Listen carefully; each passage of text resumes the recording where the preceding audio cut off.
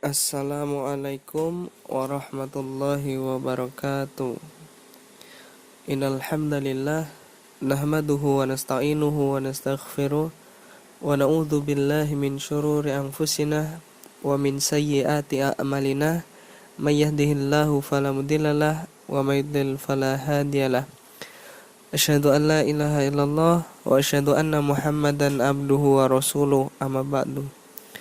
Puji syukur marilah kita panjatkan kehadirat Allah Subhanahu wa taala yang senantiasa telah memberikan kita nikmat sehat, nikmat iman sehingga kita masih dalam keadaan sehat walafiat. Amin.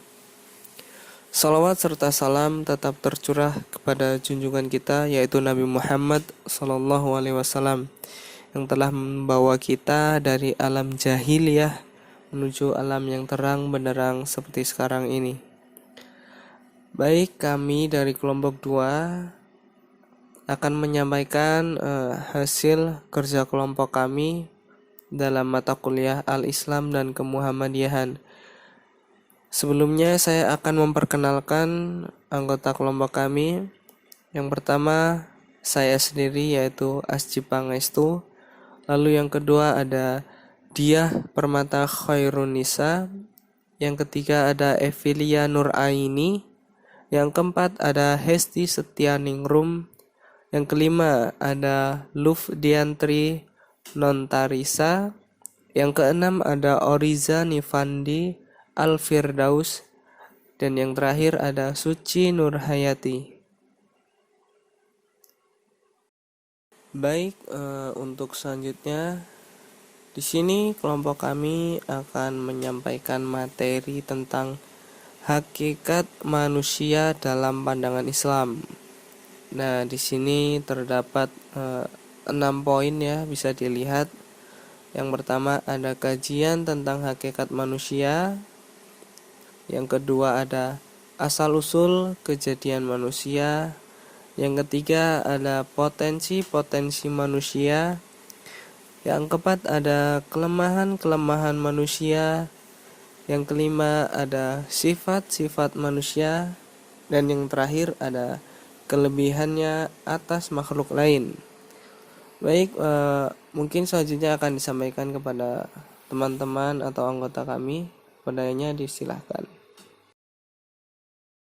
A. Hakikat manusia dalam pandangan Islam. Konsep manusia dalam pandangan Islam adalah konsep sentral bagi setiap disiplin ilmu sosial kemanusiaan yang menjadikan manusia sebagai objek formal dan materialnya.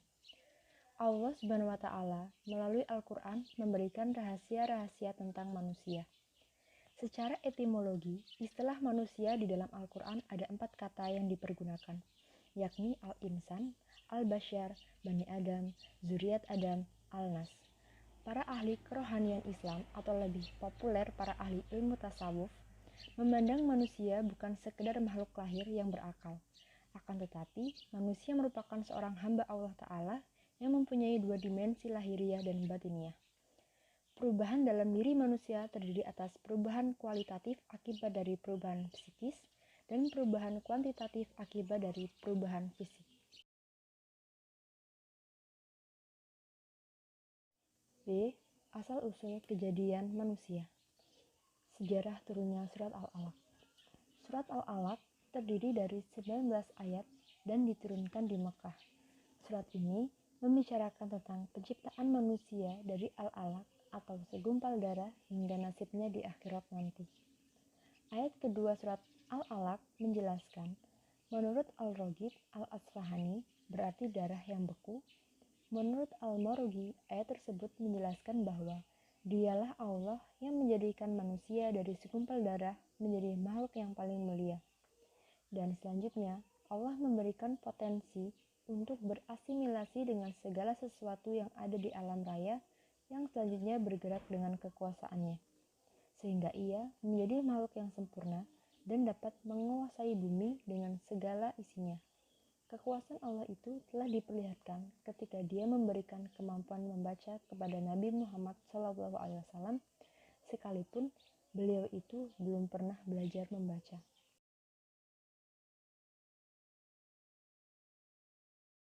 Ayat ini memberikan informasi tentang pentingnya memahami asal-usul dan proses kejadian manusia yang dijelaskan dalam surat Al-Mu'minun nomor surat 23 ayat 12-14. Proses kejadian manusia terbukti sejalan dengan analisis ilmu pengetahuan agar timbul kesadaran pada manusia bahwa dirinya adalah makhluk yang diciptakan Allah. Kesadaran yang menimbulkan sikap egaliter, rendah hati, bertanggung jawab, beribadah, dan beramal soleh. Di samping manusia memiliki unsur fisik, namun ia juga mempunyai potensi lain atau unsur ilahiyah. Perpaduan kedua unsur tersebut yang selanjutnya membentuk manusia yang dianugerahi potensi jasmaniah panca indera berupa penglihatan, pendengaran, penciuman, dan perabaan, dan potensi rohaniah berupa dorongan, naluri, dan kecenderungan seperti kecenderungan beragama, bermasyarakat, memiliki harta, penghargaan, kedudukan, pengetahuan, dan teman hidup lawan jenis.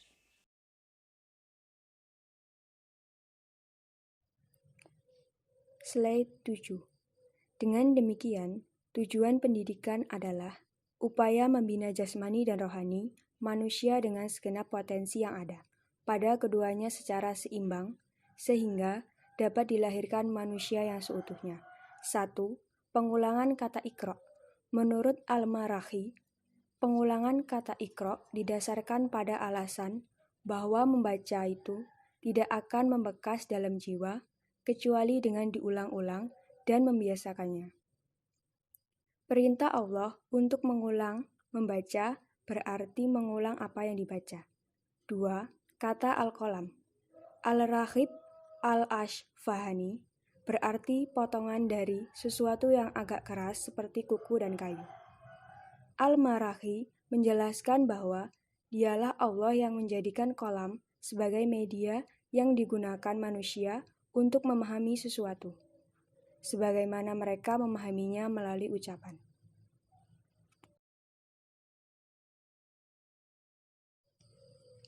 Slide 8. 3. Ayat ke-6 hingga ayat ke-13 menjelaskan sifat-sifat negatif yang dimiliki manusia.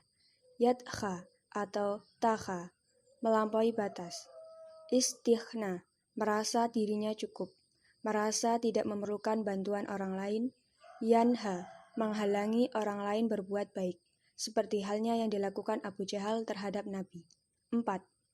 Ayat ke-17 sampai ayat ke-19 berbicara tentang kekuasaan dan balasan Allah yang akan ditimpahkan kepada manusia yang berbuat jahat. Allah mengetahui segala perbuatan manusia. Perbuatan yang buruk akan mendapatkan azab yang ditugaskan kepada malaikat Jabaniyah.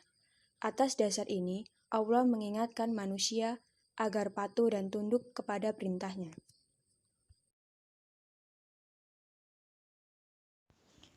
C. Potensi manusia. Manusia dengan kondisi apapun sesungguhnya memiliki potensi luar biasa, tanpa terkecuali apakah ia lahir dalam keadaan normal atau berkebutuhan khusus. Allah Subhanahu wa Ta'ala menegaskan dalam Al-Quran yang artinya, dan sungguh benar-benar telah kami ciptakan manusia dengan sebaik-baik bentuk. Quran At-Tin ayat 4. Buya Hamka menyampaikan bahwa sebaik-baik bentuk yang disampaikan dalam ayat ini bukan hanya berkaitan dengan persoalan kondisi fisik, tapi meliputi seluruh potensi yang Allah berikan, baik potensi lahir maupun batin. Potensi merupakan bekal yang dapat digunakan manusia untuk menghadapi dan mengatasi setiap persoalan hidupnya. Dan tidak seorang pun manusia yang diciptakan Allah tanpa potensi yang memadai. Itulah sebabnya dalam ayat lain kembali ditegaskan, Allah tidaklah memberi beban kecuali sesuai kesanggupannya. Quran Al-Baqarah ayat 267. Anak berkebutuhan khusus bukanlah aib atau petaka yang harus ditutupi apalagi disesali. Karena mereka pun punya potensi yang tidak kalah dibandingkan dengan yang lain. Dan mereka bukanlah makhluk kelas 2. Mereka juga sejajar dengan kita, setara memiliki hak yang sama. Kita hanya perlu membantu agar mereka mampu menggali serta mengembangkan potensi yang mereka miliki. Profesor Dr. Ahmad Mustafa Al-Mahri dalam tafsirnya menyampaikan bahwa setidaknya manusia dianugerahi 5 potensi, antara lain 1. Potensi insting. Dengan potensi ini, manusia dapat memberi respon secara otomatis terhadap apa yang dialaminya. 2. Potensi indera. Meliputi indera keseimbangan dan kinestetik yang membuat manusia bisa berdiri, bergerak, berjalan, dan beraktivitas. 3. Potensi akal. Dengan ini manusia bisa mengetahui mana yang baik dan benar. 4. Potensi hati. Menjadikan manusia bisa merasa dan berempati. 5. Potensi agama. Akan membimbing seluruh potensi yang ada sehingga sesuai dengan kehendak Allah. Memberikan batas yang boleh dan dilarang. D. Kelemahan-kelemahan manusia. Manusia diciptakan oleh Allah untuk menyembah kepadanya. Quran Surat Az-Zariyat, Surah 51, ayat 56. Manusia ditugaskan untuk mengemban amanah tugas keagamaan. Quran Surat Al-Ahzab, Surat 33, ayat 72. Manusia ditugaskan untuk menjadi pengelola khalifah di bumi. Quran Surat Al-Baqarah, Surah 2, ayat 30. Manusia juga ditugaskan untuk menyuruh kepada yang makruf dan mencegah dari yang mungkar. Quran Surat Ali Imran, Surah 3, ayat 110. Semuanya itu niscaya dimintai pertanggungjawaban oleh Allah. Allah berfirman, apakah manusia mengira bahwa dia akan dibiarkan begitu saja, tanpa dimintai pertanggungjawaban oleh Allah? Quran Surat Al-Qiyamah, Surah 75, ayat 36. Memang, amanah tugas keagamaan yang dibebankan kepada manusia itu masih dalam batas kesanggupannya, sebab Allah secara tegas menyatakan Dia tidak akan membebani manusia di luar batas kesanggupannya. Quran Surat Al-Baqarah, Surah 2, ayat 286.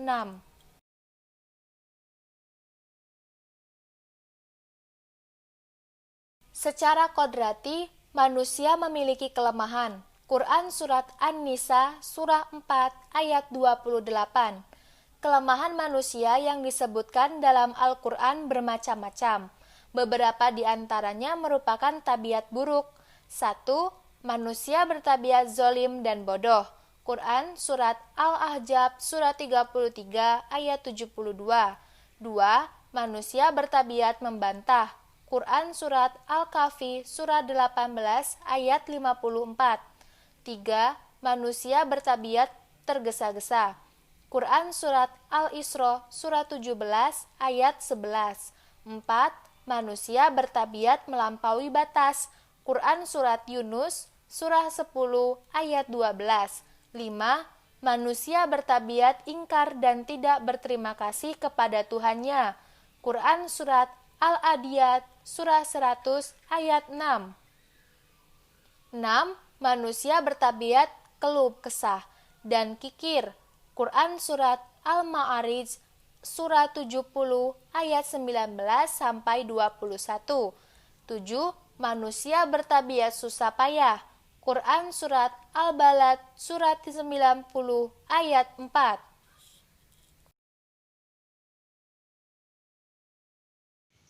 Sifat-sifat manusia. Sifat-sifat manusia menurut pandangan Islam terbagi menjadi dua, yaitu sifat baik dan sifat buruk yang melekat dalam diri manusia sebagai makhluk Allah ialah 1. Sifat-sifat buruk manusia yaitu lemah, lalai, bodoh, zolim, pelupa, ingkar, kikir, serakah, pamer, berdahir, takut, tidak percaya diri dan ragu, mudah terpedaya, khawatir dan bersedih, suka tergesa-gesa, suka bermain-main dan bersenda gurau.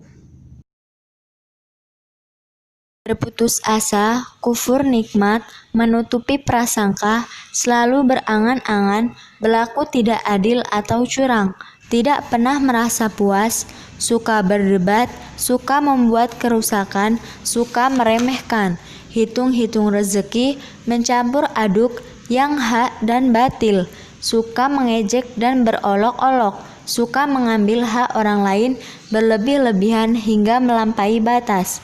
Dari sifat-sifat buruk tersebut telah dijelaskan di dalam kitab suci Al-Quran. Sifat-sifat baik manusia yaitu mencari keridhaan Allah, setia kawan, mencintai, belas kasih, dermawan, harga diri, menyelamatkan nasib orang yang malang, mendamaikan perselisihan, menjaga kesucian seksual, berkata jujur, tolong menolong, memaafkan, patuh, bersaudara, adil, penerima. Dari sifat-sifat baik manusia tersebut telah dijelaskan di dalam kitab suci Al-Quran. F. Kelebihannya atas makhluk lain.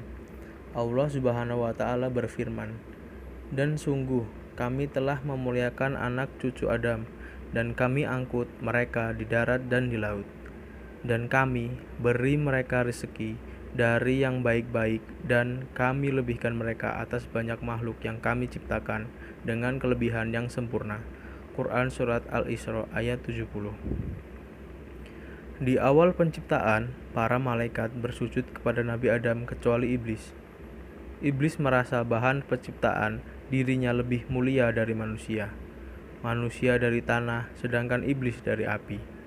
Padahal kemuliaan dan keistimewaan Nabi Adam bukan berkaitan dengan bahan penciptaannya, sehingga iblis membanding-bandingkan dengan dirinya. Tapi sekaitan dengan keistimewaan potensi yang dimiliki manusia sebagai bahan menepaki hidup di dunia kelak.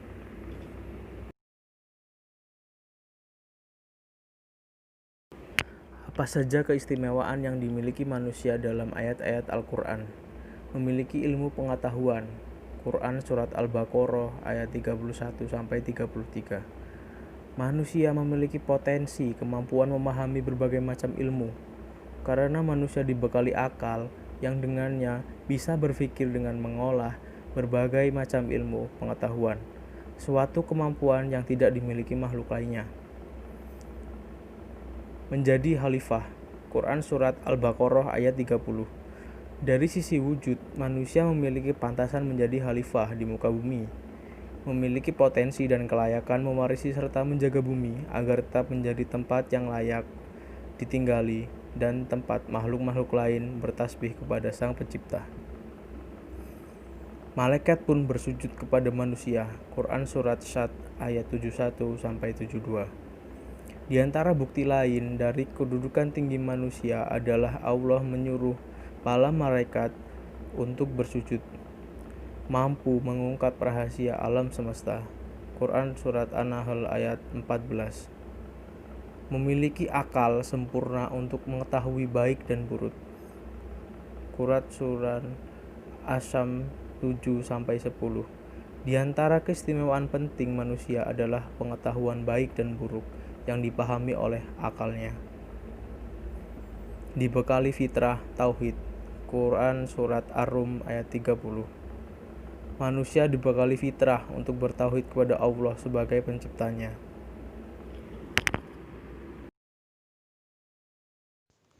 Thanks for your attention. If you have questions, please write in the comments column. Inshallah, we can answer that question. Oke, sekian dari kelompok kami. Jika ada salah-salah kata mohon dimaafkan. Kami akhiri. Wassalamualaikum warahmatullahi wabarakatuh.